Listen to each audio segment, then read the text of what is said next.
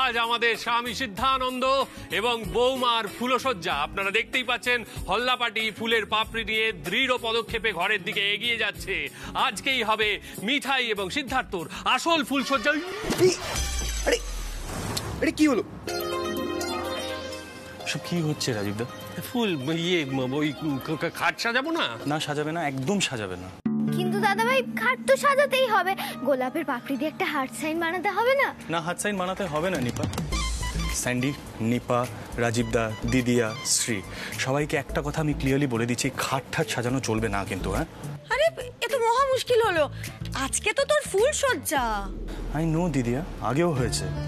শোনো, আমি সবাইকে একটা কথা ক্লিয়ারলি বলে দিচ্ছি, এই ফুলের পাপড়িগুলো যেন আমি আমার রুমে না পাই। আই মিন ইট। কিন্তু দাদাভাই মিঠাইয়েরও তো কিছু এক্সপেকটেশনস আছে, খাট না সাজালে ও কি ভাববে বলতো?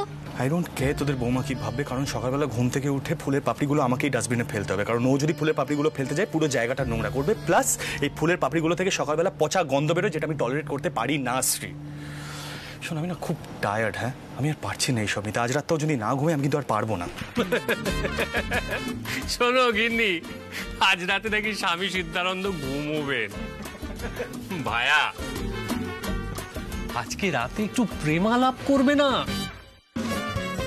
এই তুমি না জামাই বাবু কি বলো ঠিক থাকে না? না সিড, শোন না, আর জেদ করিস না, এত কিছুই যখন। শোন দিদিয়া প্লিজ, তুই যদি আর একটাও কথা বলিস না, আমি ফুলের ঝুড়িটা রাজীবদের হাতে দেবো আর বলবো তোদের রুমটা সাজিয়ে দিতে। ভালো লাগবে তখন? আরে সে আমি রাজি, কিন্তু মিঠাইয়ের কথাটা ভাবো একবার।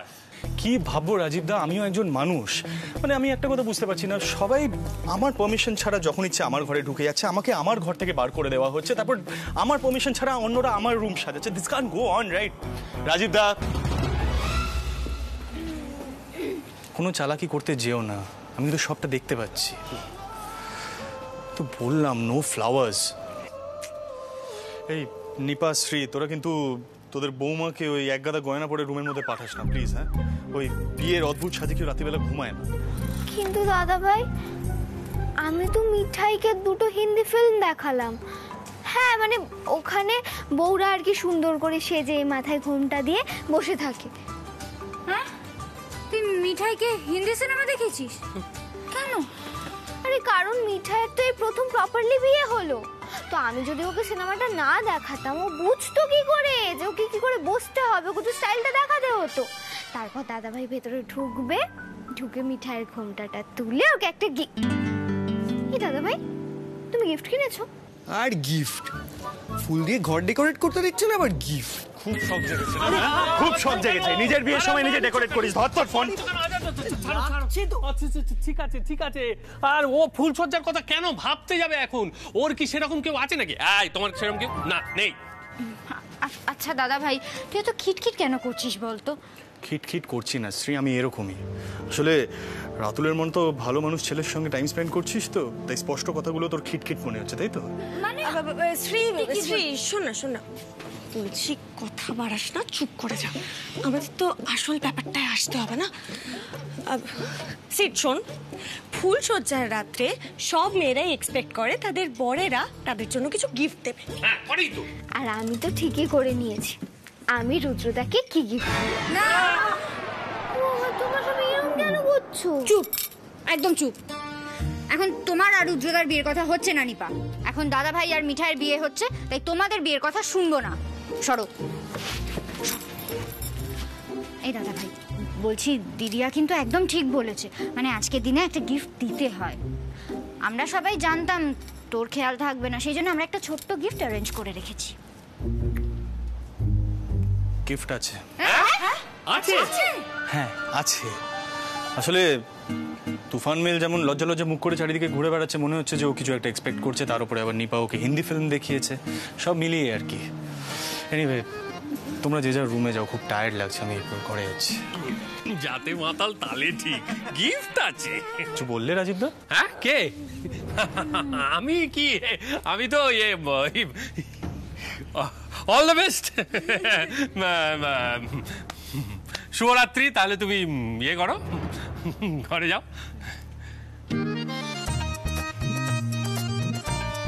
এই যে হল্লাপাটি, শোনো শোনো শোনো, যাও এবার কি চট করে মিঠাইকে নিয়ে এসো। শোনো, ফুল দিয়ে তো খাট সাজানো গেল না, অতএব ফুল ছাড়াই হোক মিঠাই ও সিদ্ধার্থর আসল ফুলসজ্জা।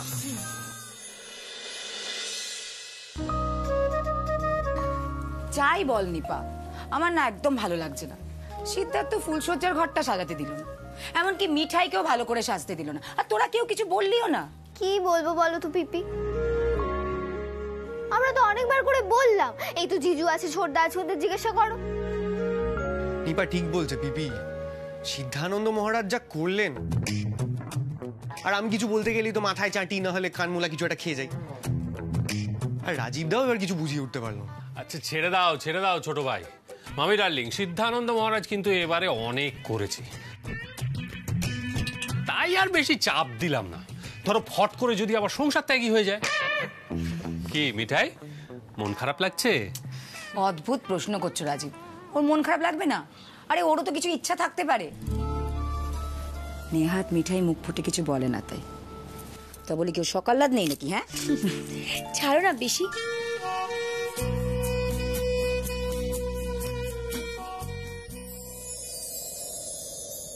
গোপাল আমার কপালে এরকমই লিখে রেখেছে। মিঠাই তো সবকিছুই অন্যরকম। কিন্তু মিঠাই, এই যে আমি তোমাকে সিনেমা দেখালাম, বসার স্টাইল শেখালাম, এগুলো কোনোটাই তো কাজে লাগবে না। ঠিকই তো, মহা শয়তান ছেলে। আসতে দে না, কানমোলা খাবে আমার কাছে।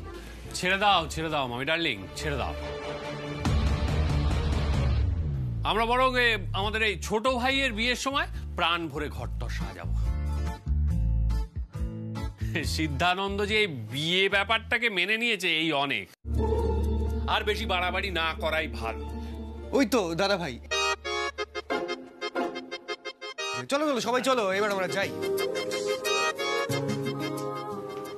ও দাদা ভাই, বলছি মিঠাইকে গিফটটা দিও কিন্তু। হ্যাঁ, ওকে বলে দে ভালোভাবে। আমি কিন্তু এমনিতেই ওর উপর রেগে আছি। নেহাত আজ ওর ফুলসজ্জা, তাই বইয়ের সামনে আর কানমোলাটা দিলাম না, নাহলে ও কানমোলা খেত। জানো আগের দিন তুমি কানমোলা দাওনি আমাকে পিপি। শোনো, তোমরা না সবাই নাটক করো না, হ্যাঁ? খুব টায়ার্ড লাগছে আমার। স্পষ্ট করে বলে দিলেই হয়তো, চলে যাও, এমনি চলে যেতাম। টায়ার্ড লাগছে। মিঠাই এলাম।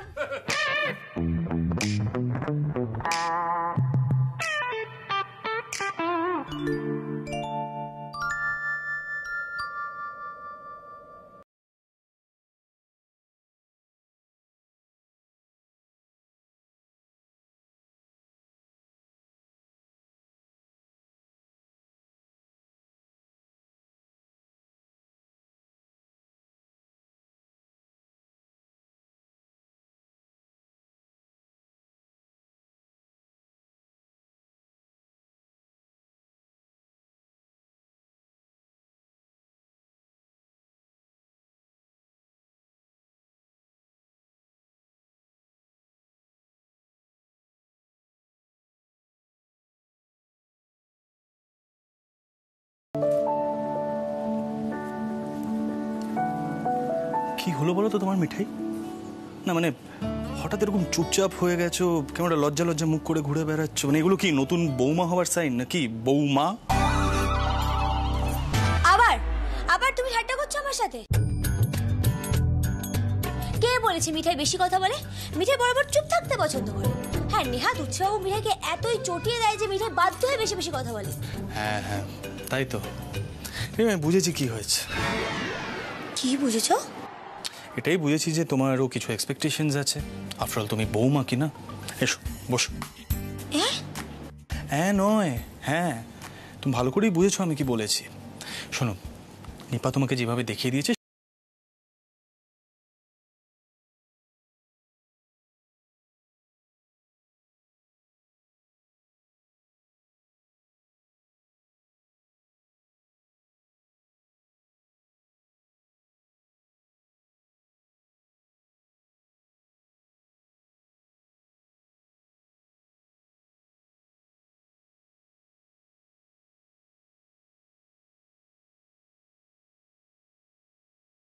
খুব ইচ্ছে করছে। এসো। কি করছো? কি করছি মানে? এই যে কাল রাত্রে তুমি নিপার সঙ্গে সিনেমা দেখেছো, যে প্রিপারেশনটা নিয়েছো, সেই ড্রামাটা স্টেজে করতে হবে তো, তাই না? এসো, বসো।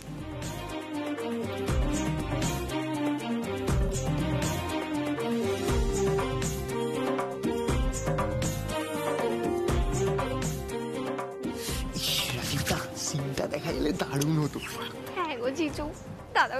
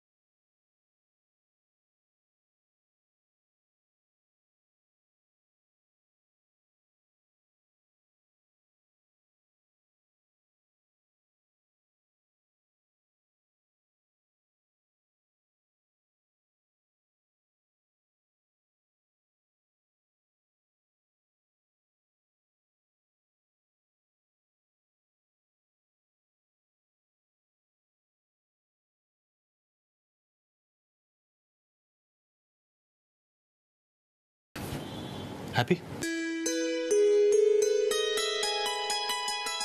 সবার এক্সপেকটেশন মিটে গেছে, এবার আমি একটু ঘুমাতে চাই।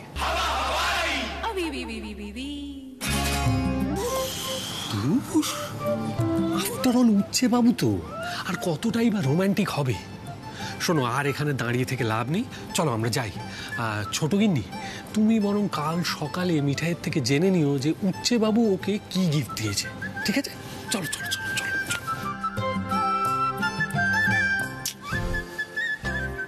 তুমি কি সারা রাত এইভাবে জেগে বসে থাকবে নাকি?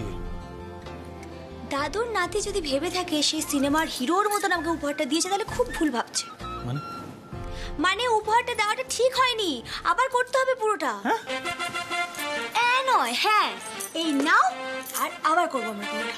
সব কি হচ্ছে বলো তো মিঠাই? আমি তোমার মন রাখার জন্য এত কিছু করলাম, তুমি আমার মাথায় চড়ে বসছো এখন।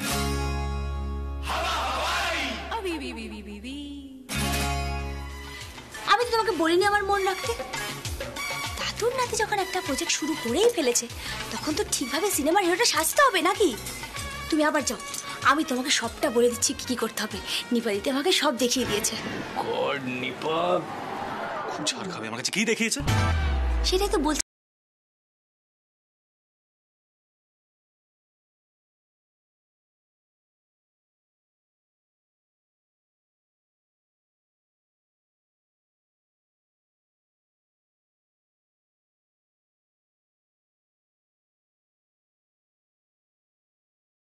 যখন ড্রামাটা শুরু করেছো, তখন তো সেটা ঠিকভাবে শেষ করতে হবে নাকি?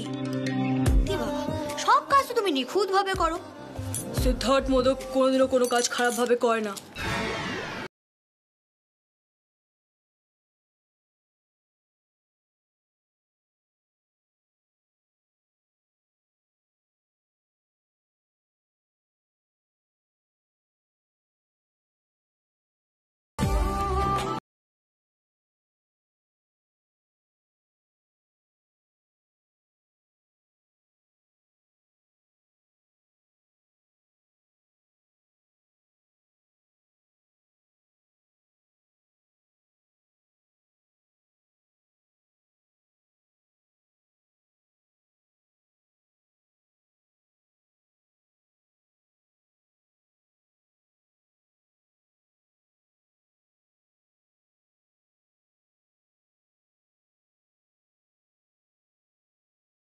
ঘোমটা তুলে তোমার মুখটা দেখ।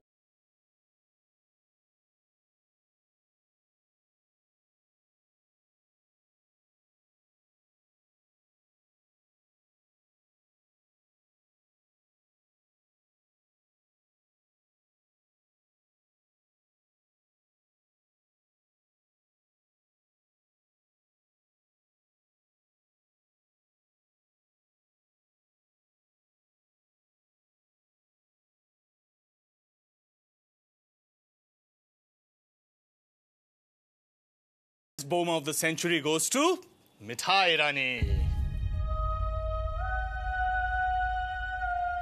হ্যাপি? মেডেল? তুমি আমার জন্য মেডেল এনেছো? হ্যাঁ বৌমা, মেডেল। আফটার অল তুমি স্বামী সিদ্ধানন্দকে দিয়ে বিয়ে মানিয়েছো। সিদ্ধার্থমূলক 1 মাসের একটা চ্যালেঞ্জ নিয়েছিল, সেটাও তোমার কাছে হেরে গেছে। তাকে তুমি ফার্স্ট টাইম হারিয়েছো, তো ক্রেডিট তো তুমি ডিজার্ভ করোই। তুমি হেরে গেছো মনে করছো? বিয়েটা মেনে নিয়ে তুমি হেরে গেছো? আরে বাবা, আমি যে চ্যালেঞ্জটা নিয়েছিলাম সেটা তো আমি রাখতে পারিনি, তুমি আমাকে হারিয়ে দিয়েছো। দেখো চ্যালেঞ্জটা কি ছিল, এই 1 মাস আমরা হাজব্যান্ড ওয়াইফ হিসাবে থাকলেও আমি বিয়েতে বিশ্বাস করবো না, কিন্তু এই 1 মাস 22 দিন পর আমি বিয়েটা মানতে বাধ্য হলাম। সো এফেক্টিভলি আমি চ্যালেঞ্জটা হেরে গেছি মিঠাই, তুমি আমাকে হারিয়েছো first time. Come on you.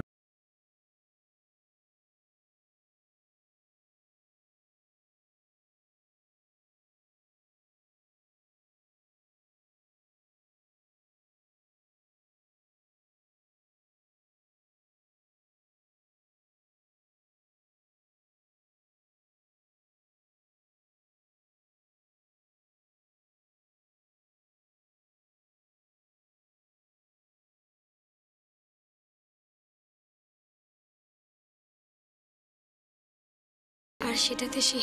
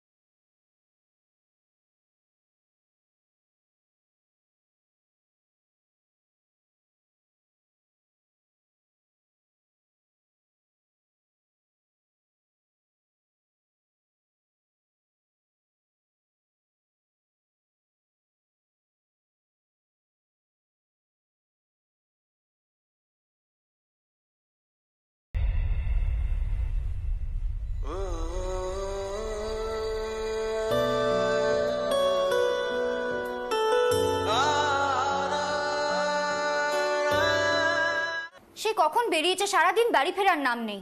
ভাত কাপড়ের অনুষ্ঠানের পর বেরিয়েছে, তুই বল, তারপর থেকে ফোনটা অবধি ধরছে না। খুব চিন্তা হচ্ছে বরের জন্য, তাই না রে? চিন্তা কেন হতে যাবে? অ্যাটলিস্ট কোথায় গেছে, কখন ফিরবে সেগুলো তো বলবে। পিপি তো 10 বার করে জিজ্ঞেস করছে। এই তো এভাবেই না শুরু হয় দাম্পত্য জীবনটা। এরপর চোখে হারাবি, তারপর সব সময় নজরে নজরে রাখবি। প্লিজ দিদিয়া, এসব কথা না তুই নিপাকে গিয়ে বল, আমায় নয়। রাতুল কিন্তু আজ সত্যি সত্যি লিমিট ক্রস করে গেছে, আমি বলে দিচ্ছি।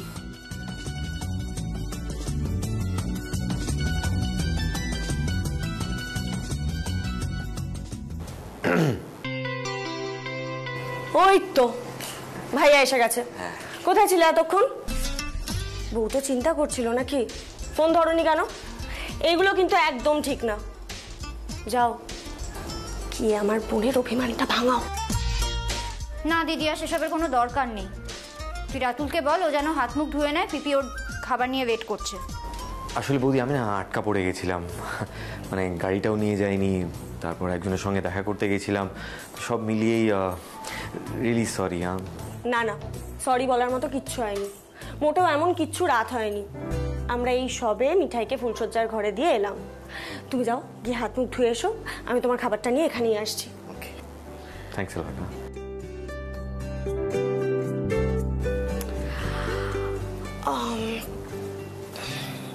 আমি খাবারটা নিয়ে আসি, তুই তো নিশ্চয়ই যাবি না? দেখেই বোঝা যাচ্ছে খুব রেগে আছিস। না না, রাগ কেন করব? রাতুল কোথায় যাচ্ছে, কেন যাচ্ছে জেনে আমার কি?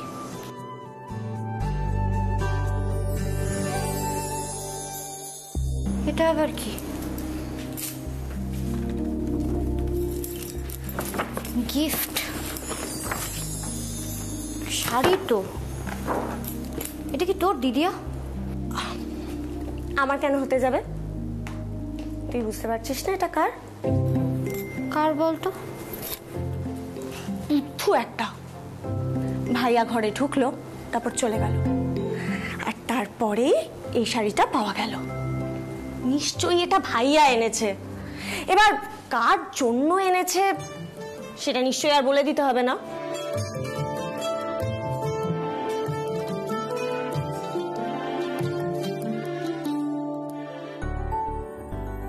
দারুণ হয়েছে, নিজের হাতে দাও।